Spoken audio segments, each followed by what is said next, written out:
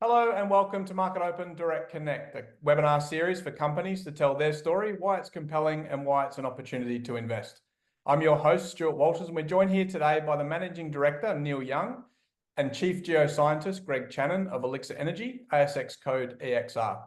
Neil and Greg will provide an update on the company's imminent Daydream-2 stimulation and flow testing programs, and will participate in a Q&A at the end, of where you can submit any questions via the Q&A tab at the bottom of your screen. I'd like to introduce our guests. Neil, Greg, welcome to Direct Connect, and over to you. Thank you. Hi, Stuart. Thanks for that, and thanks for all the guests who have joined us. How we'll do this today is that I and Greg will run through a corporate presentation. Many of you might have seen some aspects of this before, but what today does is allow us to drill down in it a little bit more, bring out some of the complexities of the imminent work, and then allow Q&A at the end. And also we'll have a video just to wrap things up and also help to explain the complexities of what we're trying to do with this well. So without further ado, I will bring up the presentation, talk through that, and then Greg will take over at certain key points. And then, as I said, Q&A at the end.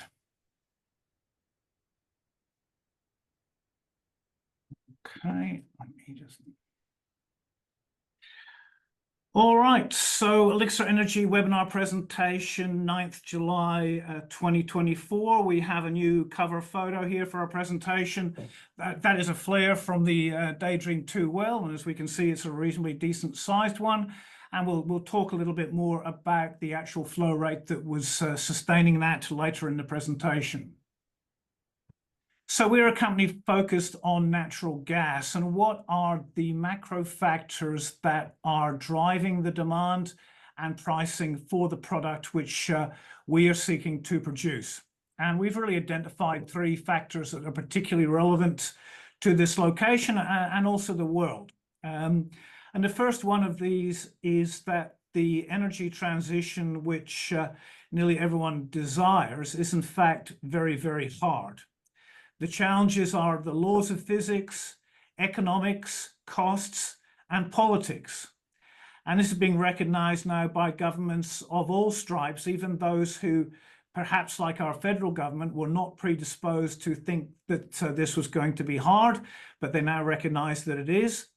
And given all that, gas is not an option. In fact, demand for it will grow. On Bloomberg yesterday, there was a story that the German government, again, one not naturally predisposed to be fossil fuel bulls, see massive increases in gas-fired generation being required in their country to deal with the intermittency of renewables, the fact that they've decided to withdraw their nuclear fleet. And of course, that gas is largely now coming from LNG rather than the previous Russian supply, although there is still some coming from there. So LNG is the primary way of moving gas internationally. There are pipelines that connect countries, but where that's not feasible, gas is moved by liquefying it and putting it on boats. And this is also an area that is expected to see demand growth. It's highly relevant to Australia. We're one of the top 3 LNG exporters in the world. And in fact, where we have a particular advantage is that much of the LNG demand growth is expected to occur in Asia, where we have the locational advantage over America, one of the other top three suppliers, and also over Qatar, who, although is roughly the same distance as us to markets, faces geopolitical choke points in the Gulf and in the Malacca Straits, which we don't. So Asian demand has been underpinned by Japan and South Korea for many decades. Over the last decade, China has really boosted that. And now we see is the emergence of smaller countries, which are still large in and of themselves, such as Bangladesh and the Philippines, who collectively are becoming a major force in LNG importing. And then, of course, the behemoth in all that is India. If it goes down the same track as China, which seems likely because its indigenous energy resources are basically coal-based, if that follows the China route, again, that'll be a massive boost for LNG demand growth. And in this tough world that we're in just now, arguably we're in what people call Cold War II. Australian security of supply is very much valued by our geopolitical allies, such as Japan and South Korea, whom I mentioned, and plus many of those others on the list. Now, moving to more domestically, this asset we call Grandis is located on the east coast of Australia. And here we face a gas supply crisis, which is nearly upon us or even already here. The industry has recognized this for many years. The governments haven't wanted to, but even governments are now recognizing the depth of supply problems, and will recognize also that if those problems arise and people are having cold showers and blackouts, then they're going to be held to account. So what we see now are the prices of 12 Australian dollars, which the government tried to make a cap, in fact, are a floor. LNG imports into East Coast are almost certainly going to happen, and that will introduce even higher pricing. So overall, the gas macro overview globally in Asia and in East Coast Australia are very, very strong for the product which we are seeking to appraise and then develop in the Taroom Trough through our Grandis project.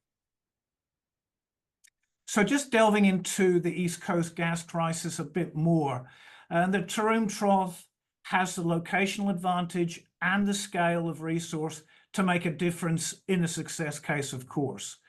Now, to repeat myself, for many years, we in the industry have noted that there are going to be problems, particularly as governments in Victoria and New South Wales blocked development in their states, and that lawfare opponents, aided and abetted by various federal funding and law changes, could block developments too. But now a crunch is now potentially imminent.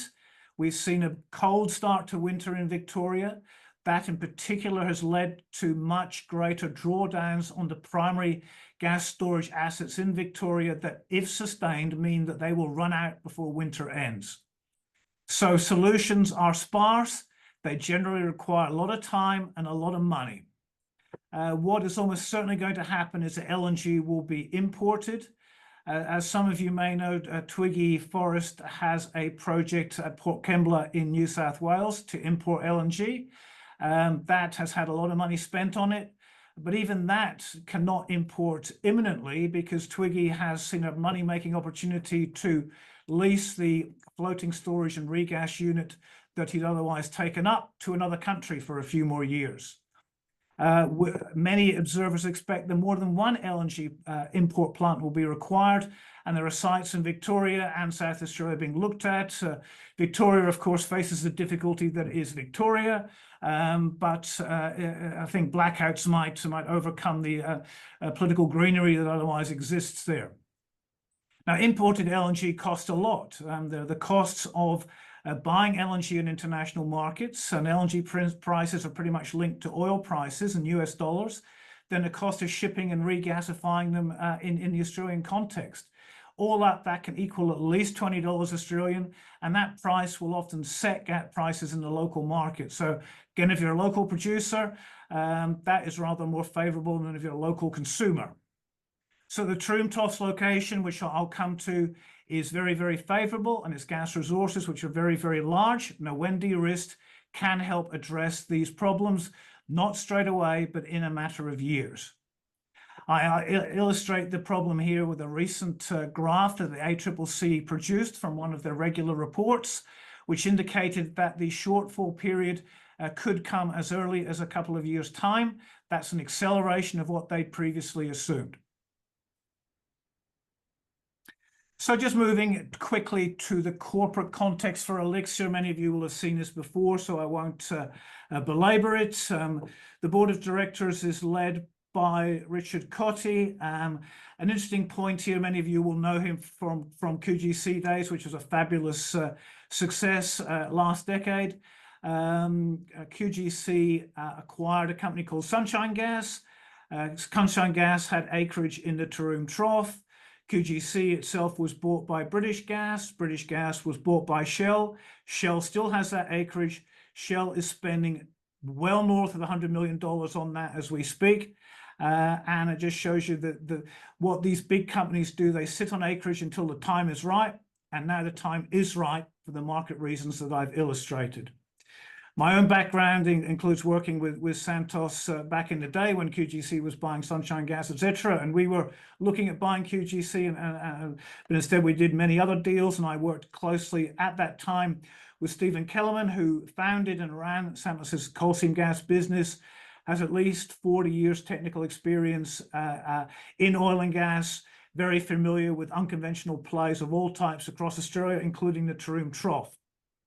Last but not least, Anna Sloboda, WA-based, comes from Belarus, worked in China, highly relevant to our Mongolian business at the time, but also brings substantial financial skills and market skills from directorships on the ASX and having worked with major financial institutions in Europe and in Australia.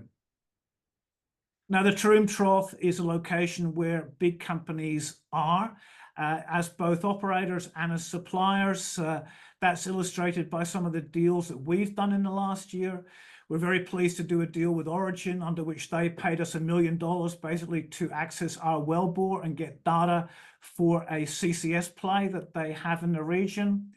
Santos are in the Taroom Trough as well. We have a data sharing arrangement with them, under which we give them information, and when they drill their well, which is due under their permit early next year, we'll get information in return. Schlumberger, or SLB as they're now known, undertook our drilling at the end of last year and did that very successfully. We've now engaged a private Australian company called Condor Energy to finish our stimulation exercise.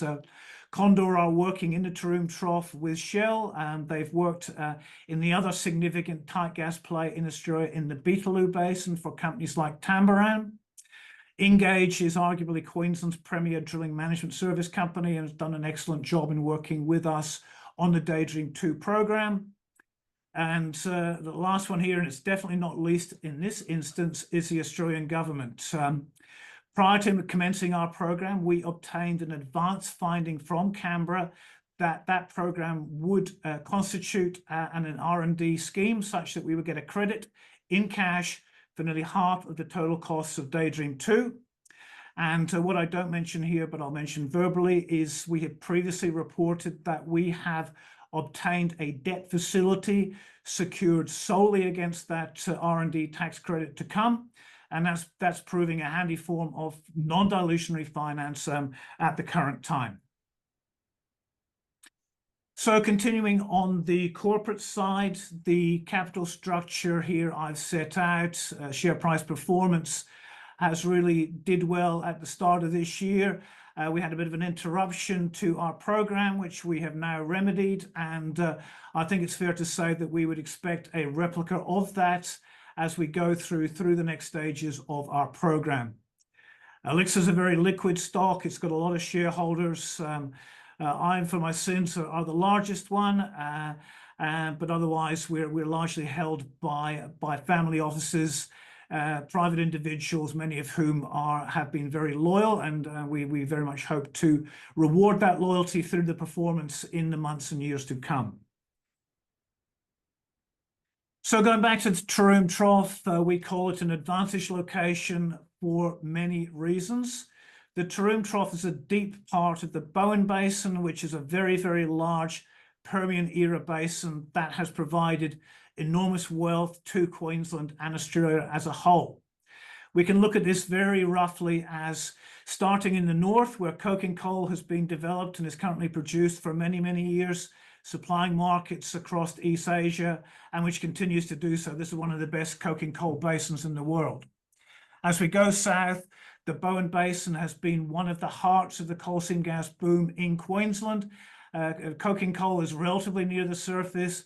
Coal seam gas is up to 1,000 meters deep. As we go further south, again, the Taroom Trough is a deeper part of this basin, where we are up to 4,000 meters plus in depth.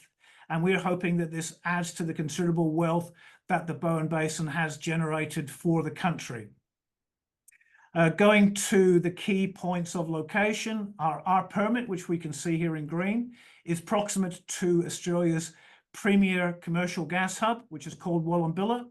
That is a physical hub which has pipelines going north, east, west, south, takes gas to Gladstone, where it's exported through 6 LNG trains, takes gas to the south by going west first and then going through Moomba in the Cooper Basin to Sydney, Adelaide, and Victoria, and also takes gas to markets in Brisbane and elsewhere in southeast Queensland.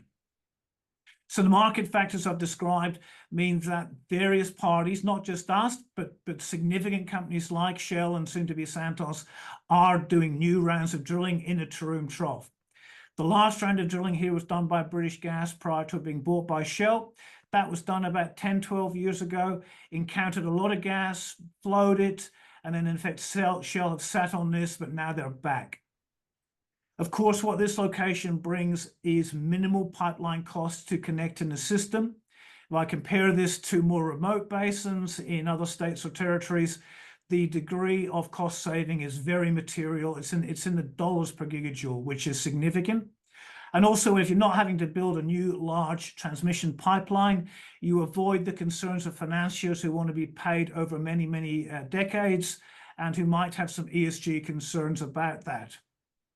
Now, this area has seen oil and gas for almost a century. I think the first discovery in Roma was made in the 20s. The Muni oil field was discovered before my birth, which is a long time ago in the 60s. This area has seen then those booms come and go. The most recent one, which is still enduring, the coal seam gas boom. You can't drive here without seeing a wellhead, without seeing a lot of wealth that's been generated by oil and gas. That means community acceptance. That means we don't see the opposition that arises in states like Victoria and New South Wales, where oil and gas is new. And of course, what this industry history means is that the onshore oil field service sector in Australia is arguably based in Toowoomba. That's only a few hours away. When you've got a problem, you whistle and they come. It's not waiting days or weeks to come there. Although, of course, there are occasionally pieces of equipment like we've just brought in, which need to come from overseas. So the downstream energy infrastructure here isn't only pipelines, it's also gas customers, and in particular, gas power stations we focused on here in blue on the latest map. Those are existing power stations. There are planned new ones at Kogan Creek. And our view is that there'll be many more required as the renewable penetration in Queensland increases.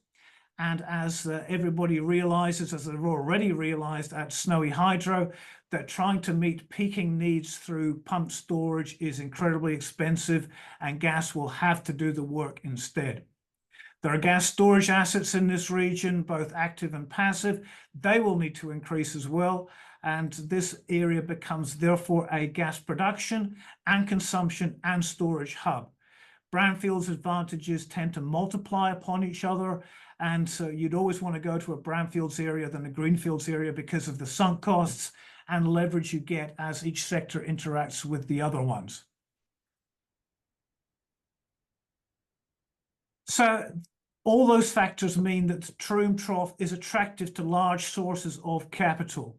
And when you're a junior company like us, when gas is a highly capital intensive industry, securing capital as you develop becomes the key challenge. And here we are very advantaged in procuring support from large companies, which remains a cornerstone of our strategy going forward. Now, what do big companies look for before they'll go somewhere? And we've listed some of the key factors here. Firstly, they like to go where they already are. And what we have in Queensland are quite a number of majors, the operators of the LNG plants, the non-operating companies who are generally very large companies too. And even if they're not already there, they like to go where their peers are because it's less risky from a perceptual point of view. So brownfields advantage from that is significant. Now, low emissions is these days a key gate that people need to pass through.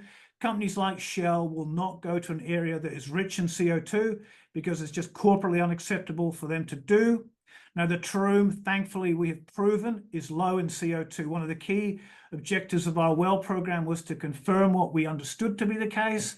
And we've seen CO2 rates of about 1% in the raw gas stream, which means it does not need to be processed out. That avoids cost, it avoids big company concerns, and it avoids potential tax imposts in the future. Third point, materiality. Large companies don't go into small projects. They only go into big ones. They want to deploy a lot of money. And we're in a play here where there are multiple trillions of cubic feet of gas. That needs billions of dollars to develop. There's potentially a lot of liquids as well. That also needs money to develop. The next point, low sovereign risk. Queensland is one of the 3 most favoured states in Australia and one of the best places in the world for resource investments. Federal level, the government's sinned occasionally, but when you put it into a global context, Australia is still in the top decile of attractive locations for resource investments. Our last point is flexibility. In onshore play, money can be switched on and off far more readily than an offshore play. Typically, a final investment decision offshore means committing billions of dollars at that point. An onshore play, you can develop sequentially, $100 million for a start, then 200, then 500, then $1 billion. That option value is enormously strong in economics conducted by these big companies. So going to the current multiple operator activity, this hosts material discovered and potential gas resources. We're in the green in the middle here. We're finishing the Daydream-2 program. To our west is Shell. They are drilling a 3-well program just now, which they've been conducting for a while. And we understand through talking to the service sector that they are considering plans to significantly expand that. Shell, based on the work that they did 10 years ago, have secured a retention license over their acreage. As part of that, they indicated to the Queensland government that their contingent resource was around 3 TCF. Santos to our north and to our south have also indicated this is a multi-TCF play, although to date they have done less work than Shell has. They're being canny, watching what everyone's doing and getting ready to meet their well commitment next year. Our discovered resources, which we've announced to the market in recent months, are now 1.3 TCF, and we expect that to be expanded as we finalize our program. Amiga is a peer company of ours on the ASX. Their licenses are to our southeast. They've also booked a significant in excess of 1 TCF play, and they're conducting work this year and next. Now, with multiple operators spending a lot of money, that means people try different approaches. What one company does benefits other companies. By cracking the code is what's happened in American basins. People try different things and then they coalesce on what works. So people are doing different things here. We expect that coalescence to happen. We expect degrees of consolidation and new entry, and this we see as becoming a multi-TCF play in a fabulous location. So with that said, I'll maybe rest my voice for a few minutes and pass to Greg to run through a few of the next slides. So over to you, Greg. Thanks. Yeah, okay, thank you, Neil. Good morning, everybody. So look, Daydream-2, I'm going to talk about for the next few minutes, give you a bit of background about the well as it was drilled and the results. And I think it's fair to say that we have multiple objectives for this project. And as we've moved through, we've achieved quite a few of them already. Having drilled the well, we've got a significant sequence of sandstone and coal. We've undertaken defits to fully evaluate our stress, our pore pressure, and our permeability. We've confirmed the CO2 levels, which are low, and we've expanded our continued resource. So these things have already been achieved from the well. Moving forward, we've got 6 stages of stimulation, isolating both coals and sandstone, as well as culminating in testing all of these zones together. We've done this under a R&D environment where, as Neil's already mentioned, we get a significant amount of cash back for this project. And all the way through this, we're gathering data for what is a very, very significant development of probably in excess of 500 wells if we're successful, as we believe. Thanks. So Daydream-2 was drilled in November and December of 2023. It took us about 28 days to drill the well, which is really pretty quick. We drilled it with the SLR rig, which is owned by Schlumberger. We drilled to a TD of 4,300 meters and intersected some 607 meters of gross column. We had gas peaks of up to 800 units, And it's our interpretation that the entire section is gas saturated. When we looked at the logs, we mapped about 180 metres of net pay in the Permian section, and that's in addition to 65 metres of coals, which we also intersected throughout the section. Now, most important, though, was the intersection of really what was an unexpected permeable gas sand at around 4,200 metres. It was the Laurel sandstone. It kicked when we drilled through it and provides us with a very welcoming surprise at the TD of this well, and also draws analogues with the Perth Basin, which I'll explain shortly. Neil. So as we were drilling the well, there's some pretty important things that we picked up along the way. Firstly, that we are in a significant overpressured zone. Now, we believe the trap in this part of the world is a basin-centered gas play.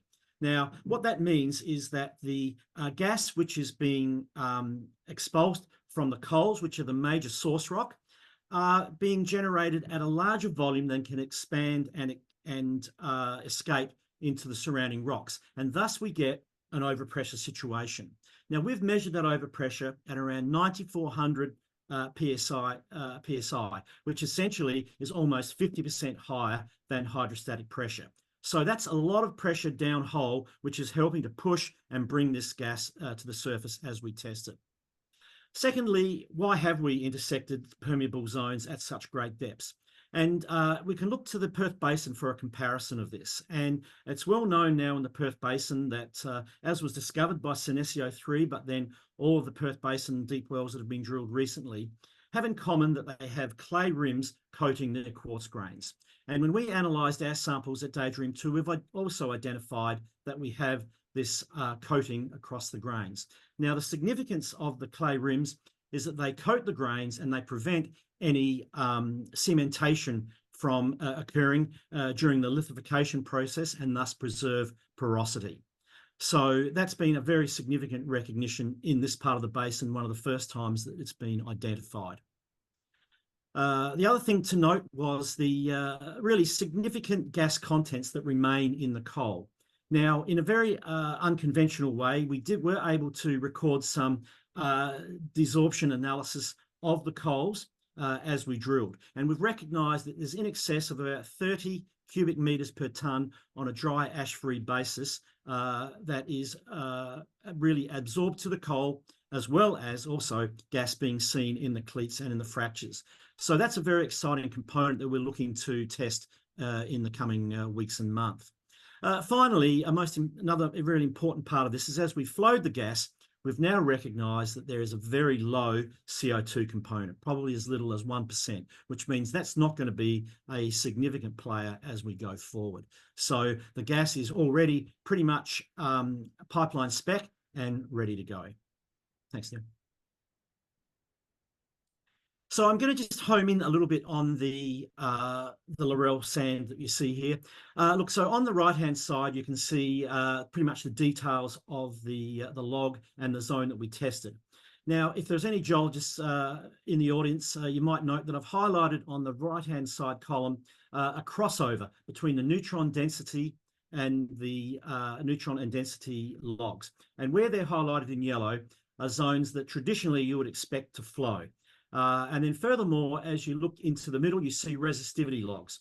And those resistivity logs look at the resistivity profile from the very shallow to the very deep. And you can see the resistivity increasing as you move through that profile. That's another clear indication that this zone is permeable and should flow. And so these two indications alone were very significant in convincing us that this zone should be tested. So the first test that we undertook on the unstimulated zone, we flowed at a maximum rate of around 2.3 million cubic feet per day, but importantly, it was stabilised at about 1.3 million cubic feet per day. The gas was generally dry, which means there was no condensate or water associated with it. Neil, the next slide, please. So this is the plot of the flow rates from our test. On the blue, you can see the water and the fluid which was produced. So on the left-hand side, you can see the completion fluid unloaded at the beginning of every flow test. And then once that's been cleaned up, you can see the gas coming through. So as I mentioned before, the rates were at a maximum of around 2.3, but you can see that they're pretty much stabilizing at about 1.3 million cubic feet per day in both of the two zones that we flowed. I'll also point out that the pressure buildups, which although they're not shown here, also return pretty much to the reservoir pressure, indicating that there's plenty of reservoir pressure and depth behind this zone. So really a very clean and simple flow rate from an unstimulated zone. Yeah. Now, at 1.3 million cubic feet per day, it's a pretty important outcome. Now, we've had some external economic analysis undertaken, and we believe that if we can get a combined flow from this well of around 2.5 million cubic feet per day, that we're going to be approaching an economic outcome. And so we can see we're practically already halfway there. And we have models that will show that even the Lorelle alone has the ability to flow that once it's been stimulated. So we're hopeful that the next few weeks we'll be able to show that, let alone all the other zones that we're looking to combine. So we think we're on the brink of really proving and breaking open this play in the Taroom Trough. Thanks, Greg. I'll grab the steering wheel for a couple more slides and then pass back to you. So the next few months are obviously critical for the project Grandis as we finalize the Daydream-2 program after the interruption that occurred a couple of months ago, which is very annoying, but just typical for the oil patch when you're doing something deep and at high pressure. And certainly we were no loners on that front. So I'll firstly point to the stipulation at the bottom of this slide. Timelines are indicative only and are subject to factors such as equipment being released by other operators in line with current expectations. There's a lot going on here. As we have discussed earlier, other operators are doing things. Equipment needs to be segued and scheduled between people, and that can lead to changes in timelines. Of course, the good thing is other people doing things is a significant endorsement of the play, particularly when one of them is a super major and spending nine sort of digit numbers here. But if things go to plan and we aim to get degrees of definition tightened up on this in the days and weeks to come and advise the market accordingly, but we aim to, at the end of July, prepare and rig up for the test of the Lorelle formation. Now, just to recap, we stimulated that. Then we had a slight problem. We slugged out some gas to try and clear the well. Then we put a cap on this. We haven't flow tested the stimulated Lorelle yet. We will drill out the cap there. We will flow test that. And the results of that, as Greg alluded to, could themselves provide for economic flow rates to be established. Just to again emphasize that the Lorelle has never been discovered in a free-flowing way at these depths in this Taroom Trough location before. But if I put this into an American context, there's been about 7 or 8 deep penetrations here in thousands of square kilometers. That is just nothing compared to what you would see in an American basin. We will learn, or we will collectively learn as we go along. The Lorelle might be small or it might be big. And if it's big, it really, really helps the economics to have a free-flowing zone like that. Post-flow testing the Lorelle, and again, juggling equipment, we will then perforate and stimulate stages 2 through 6 as we move up through the wellbore. Then we will flow test various stages thereafter. There'll be a bit of cleanup involved. What our plans are to flow test the top zone, which is a coal by itself, because if we get gas to flow from coals, then what are currently prospective resources only in those coals can start to be converted to contingent resources, and that has not been done before. It's very significant. The gas in place in the coals is literally tens of TCFs here. It's an enormous amount. You get a tiny amount of that out, and there's a lot of gas. So this is the plan. It's not far away. If it goes to the currently expected timeframe, then by around the end of August, start of September, we hope to have passed the economic cutoff rate, and that will engender a lot of market interest, not only in the stock market, but in the broader industry. There are eyes on what we're doing here. You can be assured of that. We're engaging with people around the world who can see this as a play that, if it works, is of real interest to them. Now, moving to a recent expansion of Project Grandis, we were very pleased to be one of less than a handful of parties selected to be approved tenderers or preferred tenderers by the Queensland government for a gazettal round of acreage releases, which it undertook at the end of 2023. The license which we were awarded preferred status for is broken up into 3 separate geographical areas, although it's one license. 2 of those areas are part of the Taroom Trough. You see them as graticular blocks to our west and southwest on the map here. They extend the area of Grandis by 14%. They will contain discovered resources that, once the license is granted, we would expect to add to our contingent resource position.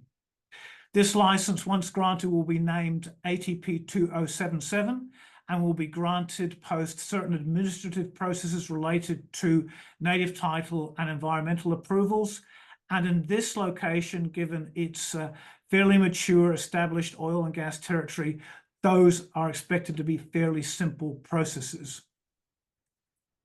The block to the southwest is a bit different. This is not in the Taroom Trough, but it contains shallow gas targets. When we've got a gas market of $12 or more, those conventional shallow gas targets, which might have been ignored in the past when gas prices were $2 or $3, can really come to the fore and be highly economic. And interestingly, we think those targets can also be gas storage assets before they're even produced. Another party in Australia has drilled for a gas storage asset just offshore Victoria successfully in the last year or so. And we see the value of gas storage being enormous in this energy market, which needs flexibility to fill the gaps that renewables just create.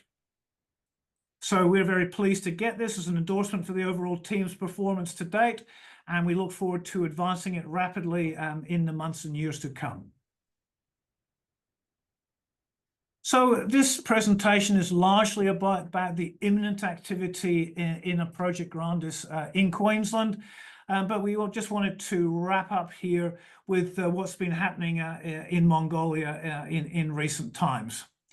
So here's a map of our large license position in Mongolia. I mean, it's fair to say we've been the pioneer for a play opener in coal bed methane or coal seam gas in Mongolia. Others have followed us, and others continue to follow us. Hopefully we're proving to be a bit of a pioneer as well in the Taroom Trough in Queensland. Certainly we see one of the key skills that a small company can have over a big company is by being nimble, acting quickly, doing deals, beating the lumbering herd of elephants, and then dealing with them as they come along in due course. So under current management, Mongolia was a foundation asset. We brought it into the company nearly 6 years ago. We assembled a highly experienced team, obviously including Greg and our directors, as well as myself. Again, we chose a location that was proximate to market and was advantaged in terms of avoiding transportation costs. In this instance, the market is China. We commenced exploration at the end of 2019, and we made our first discovery in 2020, which of course was when COVID was ravaging the world. We kept operations going through that 2-year COVID period. We commenced a pilot project a year or so ago, and that will be ongoing through 2024. So I'll pass over to Greg again just now, just to delve in a little more detail of that current pilot program. Greg. Yeah, thanks, Neil. So look, the pilot program, of course, the focus of it is to produce the water, drop the reservoir pressure down so that the gas can desorb. We commenced the pilot in late 2022, and we've drilled 3 wells in our field to date. At the moment, 2 of them are online and producing around 280 barrels of water per day. And we're very pleased to see that after a lot of careful monitoring of the rates and the way that we bring these on, that we have hit the maximum water rate that we have for the entire time that we've been producing. And we are now seeing a clear response in the reservoir, that is that the reservoir pressure is beginning to fall. So as we look forward to 2000 and the remainder of 2024, really it's going to be about continuing to produce the water and lower our reservoir pressure. I'm going to show a slide shortly which will show that the pressure breakthrough could occur as early as the end of this year. Neil, do you want to flick to that next slide? So you can see here that we've been monitoring the pressure not only through the existing wells but through a raft of monitoring wells that we have surrounding our pilot production. And there's been a steady trend of decreasing pressure. We have estimates here of the high and low desorption pressure, and you can see that now we are on a very firm trend directly to that zone. So I think that if the trend continues, then we can expect to see some gas breakthrough as early as the end of this year. So that will be important. And I think on the current trend, I think we should also point out that we don't believe it's going to be necessary for any further drilling to take place to get to our desorption pressure. So at this stage, we won't be drilling any further wells in 2024. Thanks. Okay, Greg, I'll just wrap up now, and then we can run the video that I mentioned and then go to Q&A to finish up. So just in summary, whether people like it or not, the world needs more gas, and for a long, long time. And government policy federally in Australia has now recognized that. The East Coast, where Project Grandis resides, has very strong pricing, a growing and imminent supply gap, and then LNG plants which have existing and growing spare capacity, providing those brownfields opportunities that I mentioned. So the Taroom Trough has multiple locational advantages to serve markets, to procure equipment cheaply, to operate with social license. And that's been recognized not only by us. The Taroom is currently hosting multiple operator programs from including peers, but also including some of the world's largest oil and gas companies. Collectively, we're spending hundreds of millions of dollars in this location. There's very, very few, if any, peers where you can say that in Australia, where you have the mix of large and small companies and where the sheer quantum of dollars is as large as that.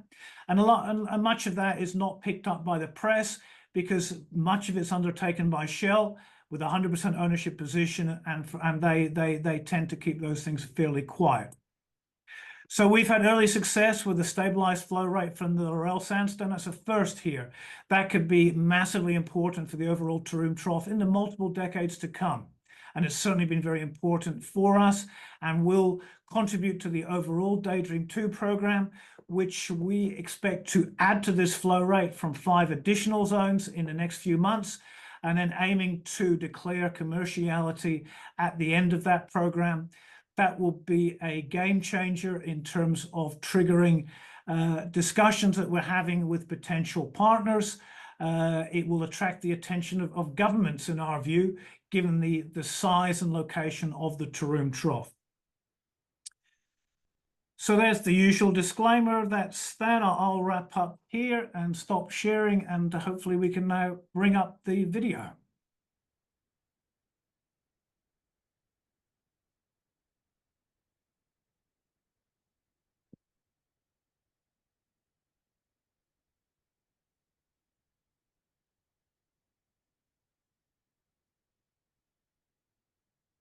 Thanks, Greg. You just share your screen.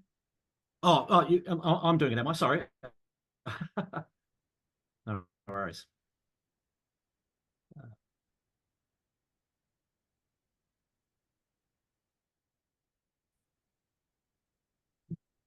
Elixir Energy has just drilled the most successful well. Okay.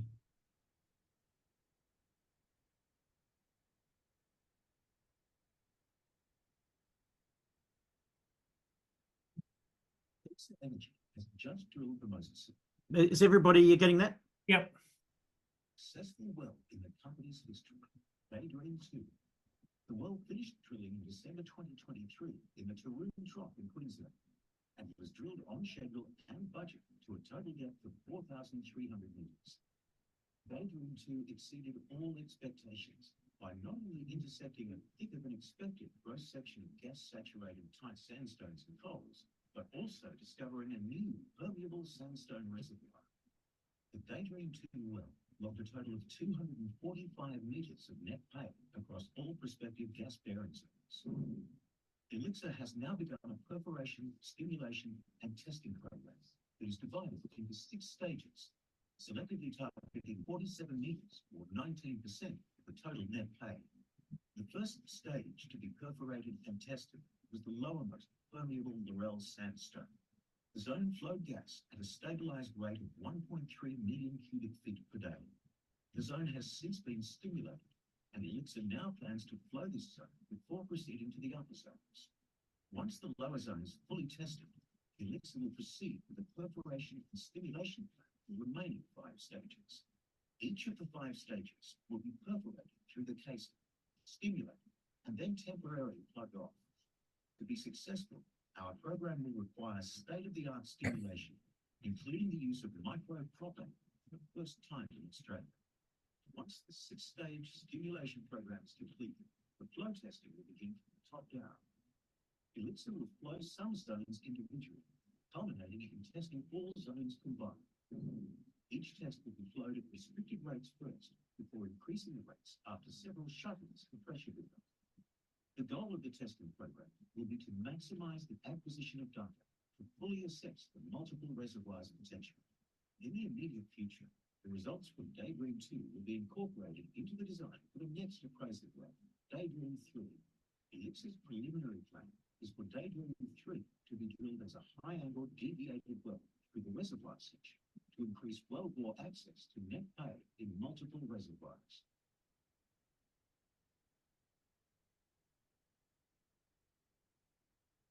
Thank you, gentlemen.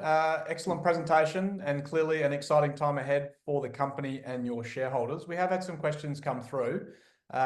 Just the first one, can you give us an indication of how farm out discussions for Grandis are going?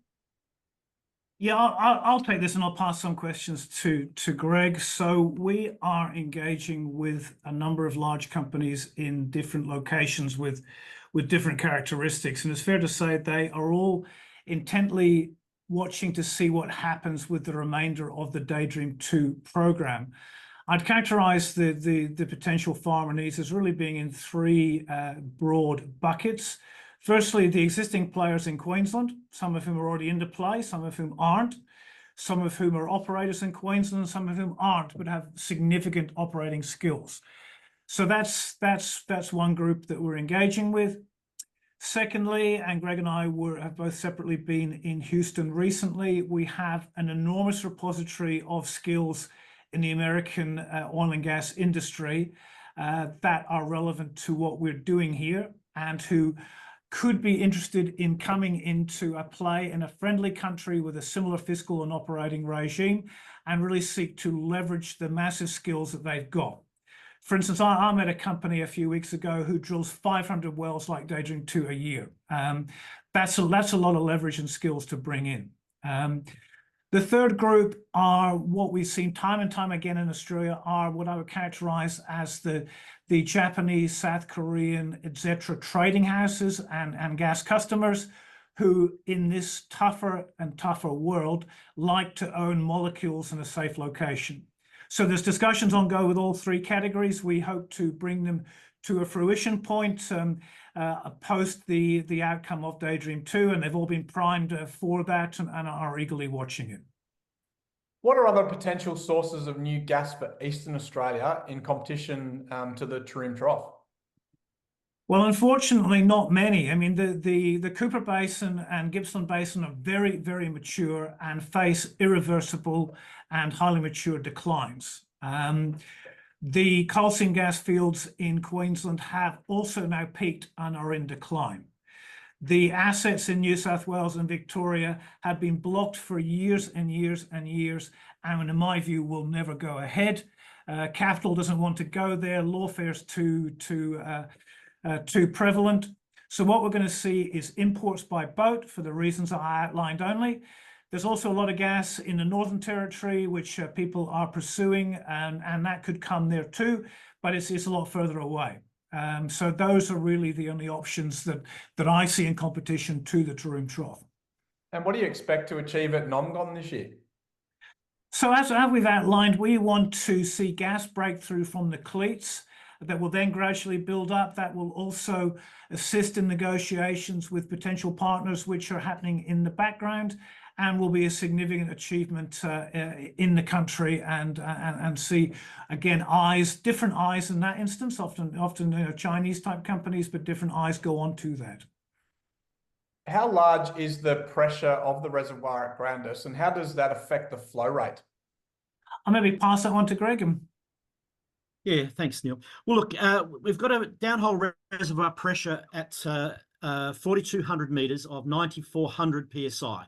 So as I mentioned in my presentation, that's almost 1.5 times above the hydrostatic pressure, and is a significant uplift on hydrostatic pressure. So it does have a significant impact on the ability to produce, and does very much assist in the way the well is producing. We've had a couple more come in, and apologies, my screen is frozen, so I can only go through a couple more. How will we know if the Grandis testing program has been successful? Well, I'll maybe take that. I suppose what we have disclosed to the market is that we think for a vertical well development program, and that's just a scenario, it could be developed in various ways. The 2.5 million a day initial stabilized flow rate will give rise to a type curve that will mean economic development can occur. So that's what we think on that type of development. One could develop using horizontal wells or deviated wells, and again the type curve there would be different. So that's how we see successes being established through what we're doing. But to go back to this, other operators that are doing things here, and if one of us is more successful than the others, then the others will adopt it. It's not a competition. All of the gas here is needed. And what will come after the completion of testing? We're already designing in various straw men for what we're calling Daydream-2. Could be a deviated well from the same pad. It could be in a different location. We expect an incoming partner to have strong input into how the program should be designed going forward. But we're certainly working away quite a lot on the background about moving forward on this rapidly. Australia needs it, and we're certainly not going to sit on our laurels. Guys, thank you so much for being available today. As I said, I do apologise. There are some other questions that have come through, which we will pass on to be answered. For more information about Elixir Energy, head to the company website, elixir.com.au, or you can follow the company's social media channels for their LinkedIn and Twitter. Thank you to everybody for attending today's webinar. I will keep you posted and updated on future Direct Connect opportunities. Neil, Greg, all the very best. Keep up the great work, and we look forward to chatting again soon.